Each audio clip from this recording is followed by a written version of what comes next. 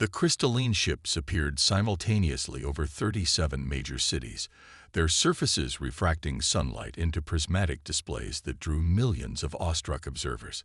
Unlike the chaos predicted in countless science fiction scenarios, the world responded with remarkable composure. Perhaps humanity had imagined this moment too many times to panic when it finally arrived. Director Isabella Reyes stood at the United Nations Emergency Session podium, her dark eyes scanning the assembled representatives of Earth's nations.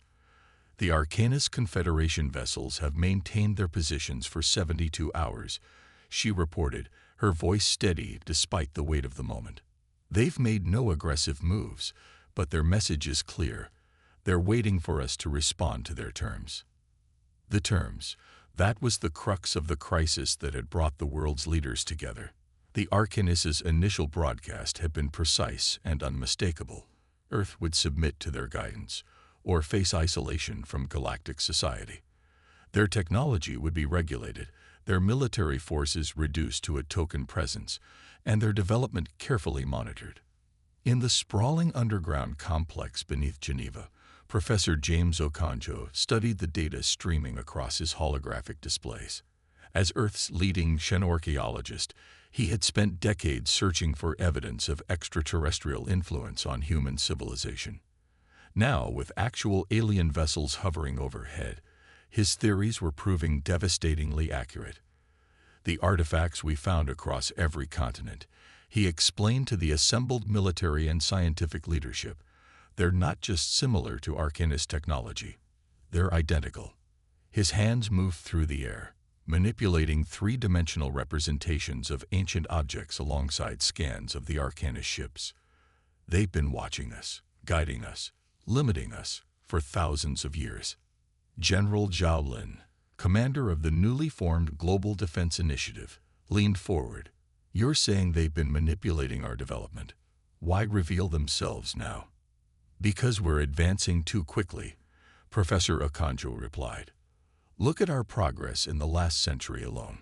Quantum computing, fusion research, consciousness transfer experiments. We're approaching breakthroughs they don't want us to achieve. In orbit, aboard the International Space Station, Commander Raj Patel captured detailed scans of the nearest crystalline ship. His instruments revealed something extraordinary. The vessel's hull contained elements that shouldn't exist, atomic structures that defied known physics. Yet something about their configuration teased at his memory, reminded him of theoretical papers he'd reviewed just months ago. Their technology isn't incomprehensible, he transmitted to Earth. It's like they're using a more elegant version of principles we're already discovering. We're on the right track. We're just taking a different path than they did. The Arcanus's ultimatum came with a 48-hour deadline. Accept their terms, submit to their guidance, and gain access to their carefully regulated knowledge. Refuse, and face consequences they claimed would reshape human civilization. In Washington, D.C., President Sofia Martinez confronted the Arcanus ambassador, a towering figure of translucent crystal and flowing energy. Your demands would essentially end human self-determination, she stated firmly. Why should we accept this? The ambassador's response emerged as harmonics that translated themselves in the listeners' minds. Your species advances like wildfire, uncontrolled, dangerous. Your solutions are unpredictable, your methods chaotic. You must be guided, shaped, controlled, for the good of all. But as the deadline approached, humanity made a discovery that changed everything. In a secured facility beneath the Australian outback, Dr. Nathan Blackwood had been studying recovered artifacts that predated known human civilization. His team discovered a hidden data cache, and what they found shattered the Arcanus's carefully constructed narrative. They're not protecting the galaxy from us, Dr. Blackwood announced to the emergency session. They're protecting their power from any species that might challenge it. We've found records of dozens of civilizations they've suppressed, talents they've stifled, innovations they've buried. They don't guide, they contain. The truth sparked something profound in human consciousness. Across the planet, people united not in fear but in determination. The Arcanists had revealed their hand too soon, had shown their true nature before humanity could be fully contained. As the deadline neared its final hours, Director Rice stood again before the United Nations. The vote was unprecedented, unanimous across every nation, every political divide, every historical enmity. Earth's response would be delivered not in words, but in action. In secure facilities worldwide, scientists and engineers worked frantically, applying new understanding gained from studying the Arcanist ships. Their crystalline technology wasn't magic. It was science, advanced but not incomprehensible. And humanity's greatest strength had always been its ability to adapt, to innovate, to find solutions where others saw only problems. The deadline arrived. The Arcanist ambassador appeared again, expecting submission. Instead, Director Rice delivered humanity's response. "We reject your terms entirely. We will not be contained. We will not be controlled. We are humanity, and we choose our own path." As the ambassador's form flickered with what might have been anger or disbelief, sensors detected massive energy signatures at the edge of the solar system. The Arcanists were calling in their fleet, but humanity wasn't unprepared. In hidden bases across the globe, the first ships of Earth's defense force were already taking shape, incorporating principles that would shock their would-be overlords. The true test of humanity was about to begin, and for the first time in their long history, the Arcanist Confederation faced something they had never encountered.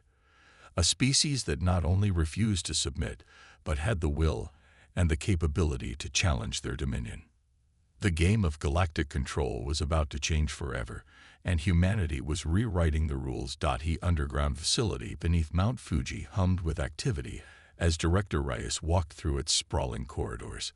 3 months had passed since humanity's rejection of the Arcanist terms, and Earth had used every second of that time. "Show me what you've achieved," she said to Dr. Akiko Tanaka, who led her toward the central research chamber. The sight that greeted them was breathtaking. A massive crystalline structure, similar to the Arcanist ships, but fundamentally different. Where their vessels refracted light in cold, uniform patterns, this one pulsed with warm, organic rhythms. "We're not just copying their technology," Dr. Tanaka explained, her eyes bright with excitement. "We're reimagining it. The Arcanists use rigid crystalline matrices to channel energy. We've developed a hybrid system that combines crystal technology with organic computing principles. It's more adaptable, more resilient, more human." The Global Defense Initiative had transformed in these 3 months. Under General Zhao's leadership, military forces worldwide had reorganized into a unified command structure. Traditional weapons were being rapidly phased out, replaced by technologies that would have seemed impossible just months ago. In orbit, the first true human battleship was taking shape. Commander Patel had named it Prometheus, humanity's gift of fire to itself. Unlike the angular, geometric precision of Arcanist vessels, Prometheus incorporated curved lines and organic forms. Its hull wasn't just armor. It was a living system that could adapt and heal. The Arcanists made a critical mistake, Professor Okonjo announced during a global briefing. They revealed their technology too soon, thinking we wouldn't understand it quickly enough to matter. But they don't understand how human minds work. We don't just copy, we innovate. The professor's team had made another crucial discovery. Hidden in ancient ruins across the planet, they found evidence of resistance. Other species that had fought against Arcanist control, their records preserved as warnings. But humanity saw something different in these archives. Potential allies. Using principles reversed engineered from Arcanist communication systems, Earth began broadcasting. Not to the Confederation, but to these other species. The message was simple. We stand against control. We offer partnership, not submission. Join us. The responses came slowly at first, cautious, encrypted signals from worlds the Arcanists thought firmly under their control. Each contact revealed new allies, new resources, new possibilities. The Kerrigan Collective, silicon-based beings who had hidden their true technological progress for centuries. The Nexus Swarm, a hive-mind society that had developed psychological defenses against Arcanist control. In the Australian facility, Dr. Blackwood's team made perhaps the most significant breakthrough. The Arcanist ships aren't just vehicles, he explained to the assembled leaders. They're symbols of control. Their crystalline structure broadcasts subtle harmonic frequencies that induce compliance in most species. But human brains, he smiled, we're wired differently. We're naturally resistant. The Arcanist fleet remained at the edge of the solar system, a constant reminder of their threat. But they hadn't attacked, couldn't attack, Earth's leaders realized. The Confederation had maintained control for so long because species submitted willingly. Direct military action would shatter the illusion of benevolent guidance they had maintained for millennia. In this breathing space, humanity prepared. The Prometheus was joined by sister ships, each incorporating new innovations. The Santiago, designed for speed and maneuverability. The Mandela, specialized in defense and healing. The Gagarin, built for exploration and scientific research. Each vessel represented a different aspect of human ingenuity. Director Rice stood in the Global Defense Initiative's new headquarters, watching holographic displays of Earth's growing fleet. The Arcanists thought they were containing a threat, she mused. Instead, they've created exactly what they feared most, a unified humanity, driven by a common purpose. The breakthrough came from an unexpected source. A young engineer in Nigeria, Olayinka Adebayo, discovered a way to disrupt the Arcanist control harmonics. Their entire system of control depends on these frequencies, she explained. If we can block them, we don't just free ourselves, we can free everyone. The technology spread rapidly, shared freely with their growing network of alien allies. Across the galaxy, species began to wake up, to question, to resist. The Arcanist grip was slipping, and they knew it. Their response was predictable. They increased the strength of their control signals, tightened their grip on subject worlds. But this only made their control more obvious, caused more species to question and resist. In orbit, Commander Patel prepared the Prometheus for its first true test. Long-range sensors detected Arcanist ships moving closer, abandoning their distant vigil. They would attack soon, had to attack, before their control completely unraveled. Let them come, General Zhao announced to Earth's unified forces. We've spent these months preparing not just weapons, but solutions, not just defenses, but liberation. The Arcanists had spent millennia crafting a perfect system of control, building their power through subtle manipulation and careful regulation of technological progress. Now that system faced its greatest challenge, not from a superior military force or advanced civilization, but from something they had never truly understood, the human spirit of innovation and defiance. As the Arcanist fleet moved closer, humanity stood ready. Their ships were crewed not just by soldiers, but by scientists and engineers who could adapt and improve their technology even during battle. Their weapons were designed not just to destroy, but to disrupt the very foundations of Arcanist control. The first battle for Earth's freedom was about to begin, but it would trigger something far greater, a revolution that would reshape the galaxy. And at its heart would be humanity's greatest strength, the power to imagine a different future and the determination to make it real. The battle began not with an explosion, but with silence. The Arcanist fleet, 500 ships strong, emerged from faster-than-light travel in perfect geometric formation. Their crystalline hulls blazed with energy, a display of power meant to overwhelm and intimidate. Commander Paddle stood on Prometheus's bridge, watching the enemy fleet through advanced sensor arrays. "Notice their positioning," he said to his crew. "Mathematically perfect, unchanging. They fight like they think, rigid, inflexible, predictable." Earth's defense fleet seemed tiny in comparison, just 30 ships. But these vessels represented something the Arcanists had never encountered. Truly innovative military technology. The Prometheus and her sister ships moved in fluid, organic patterns that defied conventional tactical analysis. All ships execute liberation protocol. General Joe's voice echoed through the command network. The human fleet split apart, each vessel moving independently yet part of a greater whole. Like a murmuration of starlings, their movements were both chaotic and perfectly coordinated. The Arcanus struck first, their ships firing in perfect synchronization. Beams of crystalline energy lanced across space and passed harmlessly through empty void.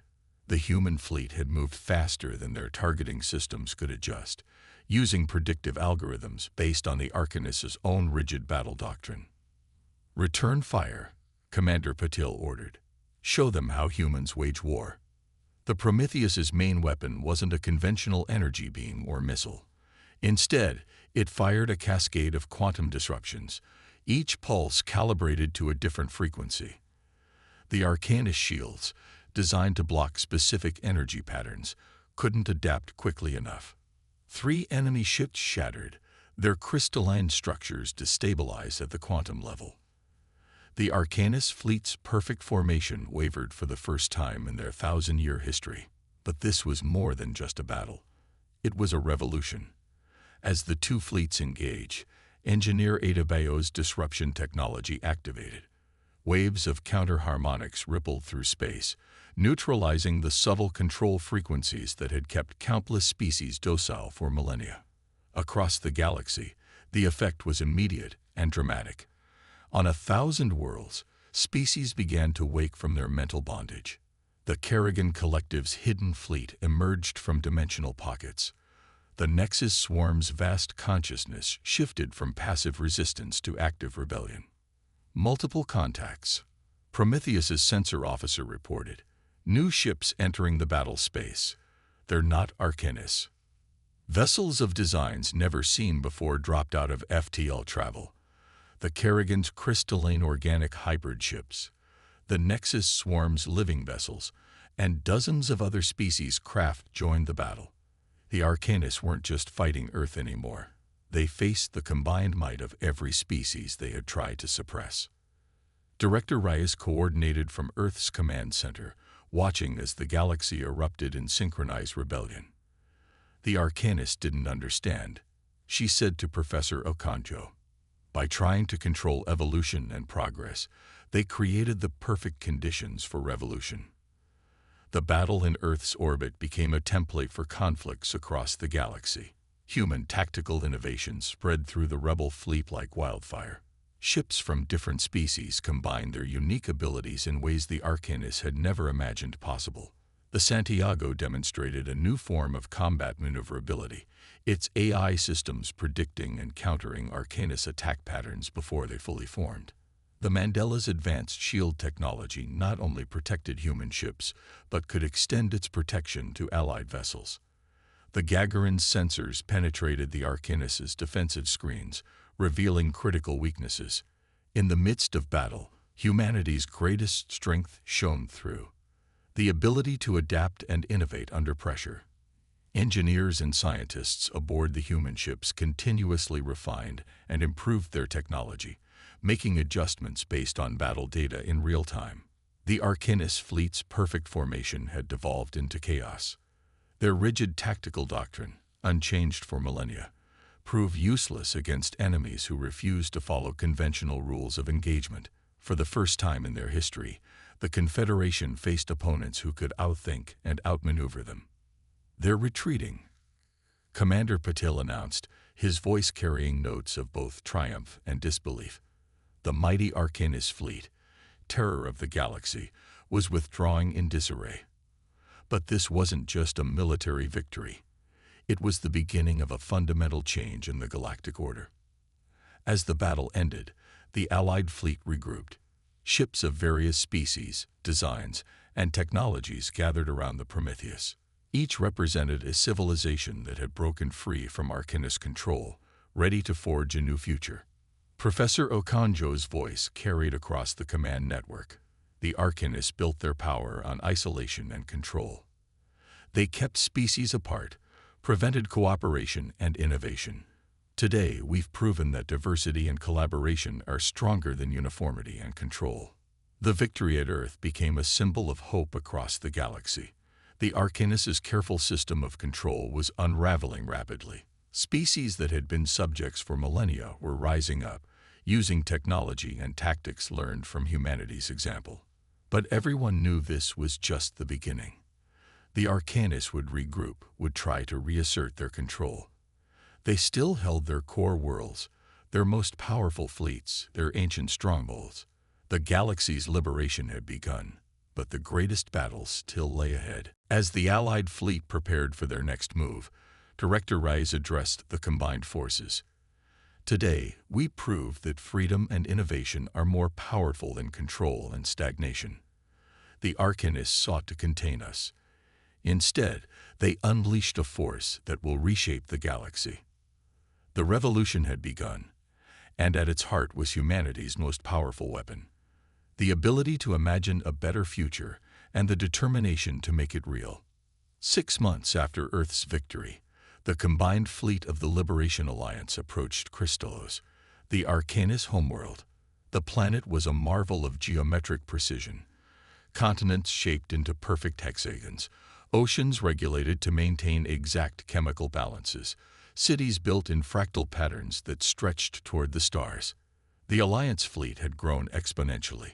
Thousands of ships from dozens of species moved in harmony, each bringing unique strengths to the coming battle. At their head, the Prometheus led the human contingent, now expanded to over 200 vessels.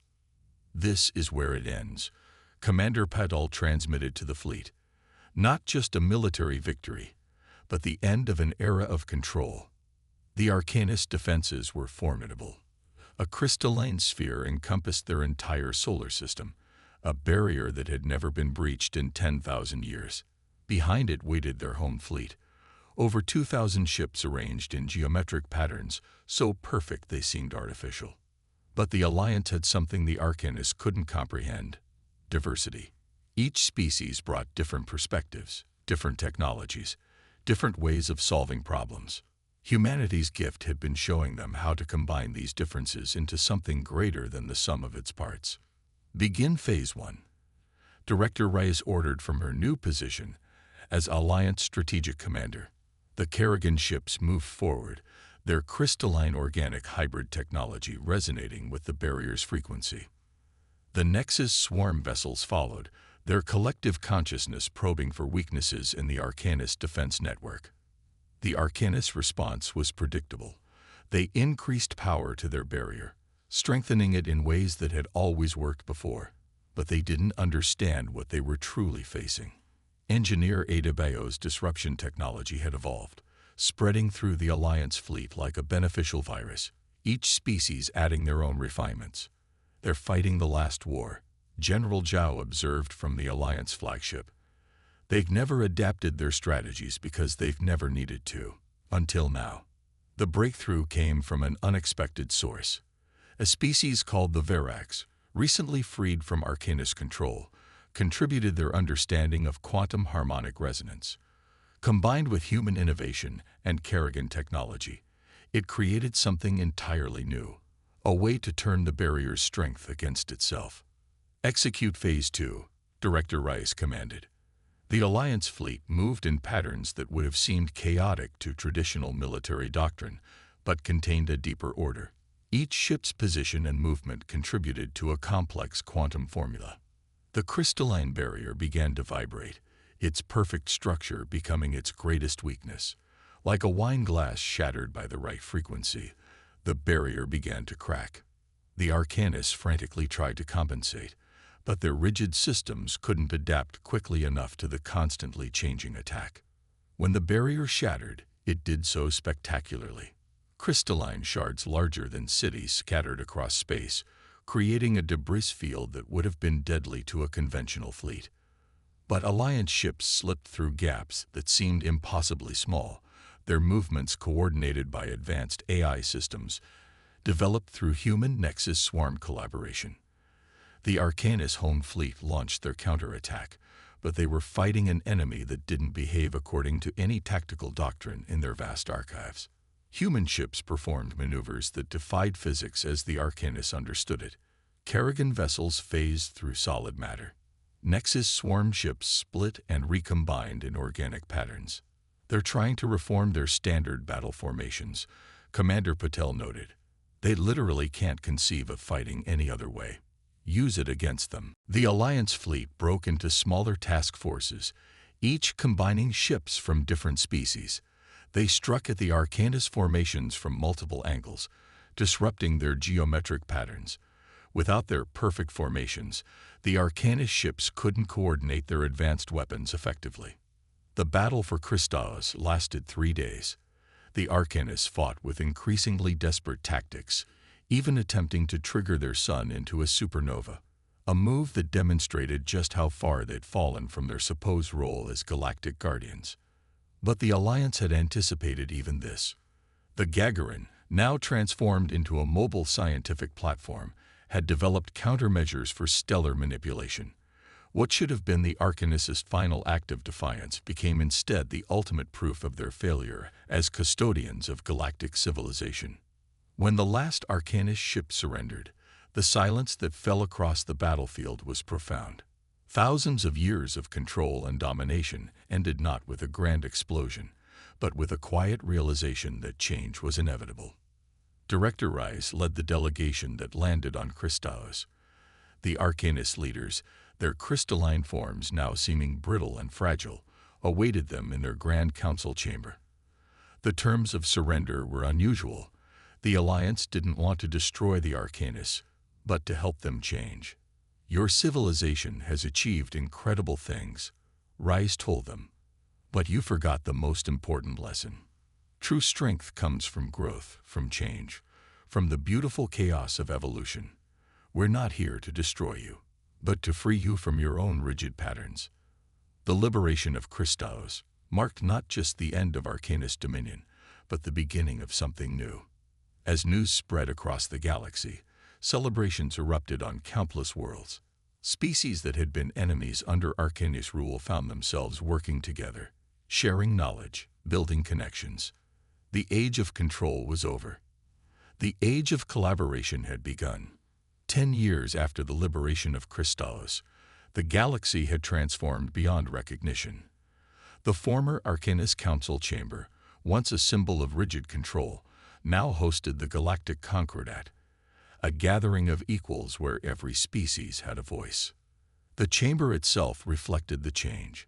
Its perfect crystalline geometry had been modified, organic elements intertwined with the crystal structure, creating a space that celebrated both order and chaos, pattern and possibility. Representatives from hundreds of species filled the chamber, their diverse forms and minds contributing to a new kind of galactic civilization. Director Rice, now serving as Earth's representative to the Concordat, stood at the podium. Age had added silver to her hair, but her eyes still burned with the same determination that had helped launch the revolution. A decade ago, she addressed the assembly. We faced a choice between submission and defiance. We chose defiance, not just for ourselves, but for every species that yearned for freedom. Today, we see the results of that choice. The changes were visible everywhere. The rigid trade routes and controlled technological development of the Arcanus era had been replaced by a flowing, organic network of commerce and innovation. Species that had been deliberately kept apart now worked together, combining their unique perspectives to solve problems that had seemed insurmountable. The Prometheus, the ship that had led humanity's first defense, had been transformed into a mobile academy. Commander Patel, his hair now gray but his spirit undimmed, used it to train mixed crews from different species, teaching not just tactical procedures, but the principles of adaptive thinking that had become humanity's greatest export to the galaxy. The most remarkable thing, he told his students, isn't how much we've taught other species, but how much we've learned from them. True strength comes from this exchange, this willingness to learn and grow together.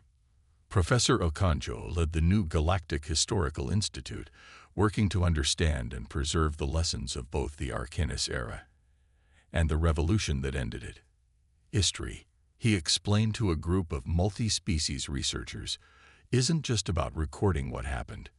It's about understanding why, about learning from both successes and failures. The Arcanists themselves had undergone perhaps the most profound transformation. Under the guidance of younger species, particularly humans, they had begun to break free from their rigid patterns of thought. The first Arcanist artist had emerged, creating crystalline sculptures that celebrated asymmetry and change. Some younger Arcanists had even joined the Concordat's exploration fleet, learning to embrace the uncertainty of discovery. Engineer Adebayo's disruption technology, originally designed to break Arcanist control, had evolved into something more profound. A means of facilitating communication and understanding between radically different forms of consciousness. The Nexus swarm could now share experiences directly with individual minds, while the crystalline thoughts of the Arcanists could be translated into forms other species could comprehend. The greatest symbol of change was the New Earth Institute, a massive space station that orbited Earth's moon. Here, species from across the galaxy came together to learn, to innovate, to imagine new possibilities. Its halls buzzed with activity as organic, crystalline, energy-based, and silicon life forms exchanged ideas and dreams.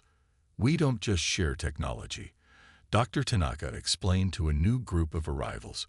"We share ways of thinking, of solving problems, of seeing the universe. Every species brings something unique to this exchange." The Galactic Concordat faced challenges, of course. Some species struggled with their newfound freedom. Old rivalries occasionally flared up. But unlike the rigid control of the Arcanist era, these challenges were met with flexibility and creativity, with a willingness to try new approaches and learn from failures. The human fleet had evolved as well. The new flagship, Unity, represented everything the Concordat stood for. Its design combining technologies and insights from dozens of species, its crew drawn from across the galaxy. It served not as a weapon of war, but as a symbol of what diverse species could achieve together. General Zhao, in one of his last speeches before retirement, summed up the transformation. The Arcanists feared chaos, sought to control it. We learned to embrace it, to see the patterns within it, to understand that true stability comes not from rigid control, but from adaptive harmony. As Director Reyes concluded her address to the Concordat, she looked out at the assembled representatives. Beings of crystal, energy, organic matter, and forms humans once couldn't have imagined, all working together to build something new. 10 years ago, we broke free from control, she said. But that was just the beginning. The real revolution wasn't in the battles we fought, but in what we built afterward. We proved that freedom isn't chaos.